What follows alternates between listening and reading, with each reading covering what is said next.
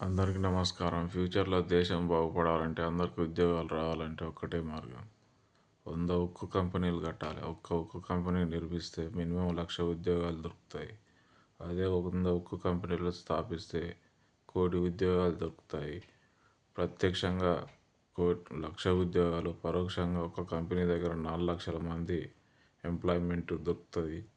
అదేవిధంగా ప్రతి ఒక్కరికి ఎంప్లాయ్‌మెంట్ దొరకాలంటే 300,00,000 కోట్ల పెట్టుబడులు తీసుకొస్తే మినిమమ్ మినిమమ్ ఒక 6 కోట్ల మందికి ఉద్యోగాలు దొరికే ఛాన్సెస్ ఉంది.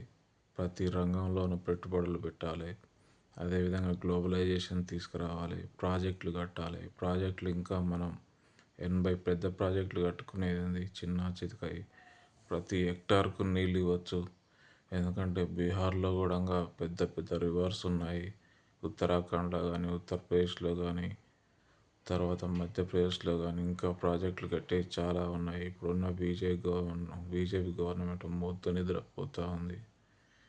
ఏమి చేయక అంతటా తానే మత ఘర్షణలు పెట్టుకుంటా కాలం గడుపుతూ ఉంది, పబ్బం గడుపుతూ ఉంది. అంతే తప్ప యువతకు మాత్రం ఉపాధి కల్పించడం లేదు. ఎందుకంటే నిరుద్యోగం అనేది విలయతాండవం చేస్తూ ఉంది. యువతకు ఉపాధి కల్పించకపోతే గవర్నమెంట్ ఉంటే ఎంత, ఊడితే ఎంత. అందుకనే 300,00,000 కోట్ల పెట్టుబడులు తీసుకురావాలి ఫ్యూచర్లో ఏ గవర్నమెంట్ వచ్చినా. అదేవిధంగా ప్రాజెక్టులు కట్టాలి. అదేవిధంగా ఐటీ కంపెనీలను తీసుకురావాలి. ఒక్క ఐటీ కంపెనీని తీసుకొచ్చిన మినిమం 20,000 ఉద్యోగాలు దొరుకుతాయి. అదేవిధంగా పౌరులకు అందరికీ బిజినెస్ లోన్స్ ఇవ్వాలి. ఇంకా రైతులకు మంచి లోన్స్ ఇవ్వాలి. పెట్టుబడులకు కానీ లోన్స్ ఇచ్చి యువతకు ఉపాధి కల్పించేందుకు ప్రత్యక్షంగా కానీ పరోక్షంగా కానీ బిజినెస్ లోన్స్ ఇవ్వాలి. బిజినెస్ లోన్స్ ఇచ్చి 50% సబ్సిడీ పైన ఇస్తే వాళ్ళకి ఏ రంగంలోనైతే ఇష్టం ఉంటుందో ఆ రంగంలో వాళ్ళకు తర్ఫీదునిచ్చి నాణ్యత వాళ్ళకు ఉపాధి కల్పించాలి. ఇట్లా కల్పిస్తే వాళ్ళకు ఒక ఎంప్లాయ్మెంట్ అనేది తగ్గుతూ ఉంటుంది. అదేవిధంగా ఇంకా వాళ్ళకు హరిత విప్లవం తీసుకురావాలి. పెట్టుబడి తక్కువగా ఉండాలి, లాభం ఎక్కువగా ఉండేటట్టు రైతులకు నాణ్యత గల పంటలను పండించాలి.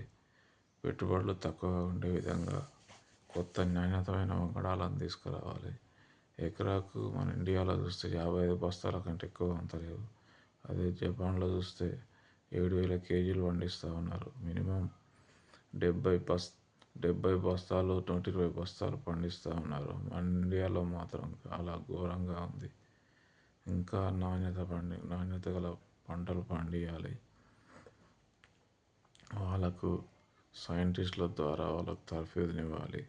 కొత్త వంగడాలను తీసుకురావాలి. అదేవిధంగా ఇంకా చూస్తే కొత్త ప్రభుత్వాలు రావాలి. ఇప్పుడు కమ్యూనికేషన్ స్కిల్స్ పెంచాలి ఇంజనీరింగ్ స్టూడెంట్స్కు. ఎంతసేపు నా ప్రభుత్వాలపైనే ఇతర దేశాలపైన ఆధారపడకుండా ప్రభుత్వం బయట కంపెనీలను తీసుకొచ్చి మన ఇండియాలో సబ్ బ్రాంచ్లను ఏర్పాటు చేస్తే మన బయటి దేశాలకు వెళ్ళకుండా మన పిల్లలు ఇక్కడే ఉండి మన దేశాన్ని ఇక్కడనే వర్క్ చేస్తే మన దేశం డెవలప్ అయ్యే ఛాన్సెస్ ఉంది. కాబట్టి ప్రతి ఒక్కరు ఇది ఆలోచించాలి. ఏ ప్రభుత్వం అయినా సరే కానీ, అది ఏ ప్రభుత్వం కానీ మన పిల్లల కోసం, మన పిల్లలు బాగుపడేటట్టు, మన దేశం బాగుపడేటట్టు ప్రభుత్వాలు పనిచేస్తే అభివృద్ధి చెందడానికి 60 ఏళ్ళు అవసరం లేదు, 5 సంవత్సరాలు చాలు. ఒళ్ళు వంచి పనిచేస్తే దానంతటికి అది అభివృద్ధి వస్తుంది. దయచేసి ప్రతి ఒక్కరు గమనించాలి. Thank you.